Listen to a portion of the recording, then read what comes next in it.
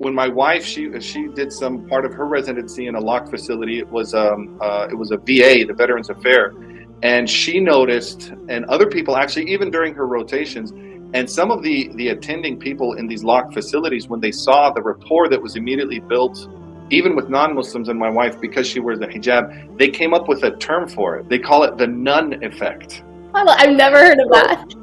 Yeah, it's not in the literature, but it was, they noticed, they said some of these patients in the locked facilities that would not open up to other staff, when my wife would go in there, they would see her, they're not Muslim, and they would open up to her, and they're like, well, what happened? And they saw this, like the pattern repeated. They're like, oh, it must be because they trust nuns. Like there's this something in their psyche that you can trust a nun, and a hijabi looks like a nun, and so therefore I can trust you. So they coined this term, the Nun Effect. So, you know, as a Muslim going into those spaces, it's a great way to serve and to help and to heal, and there's that rapport that's built.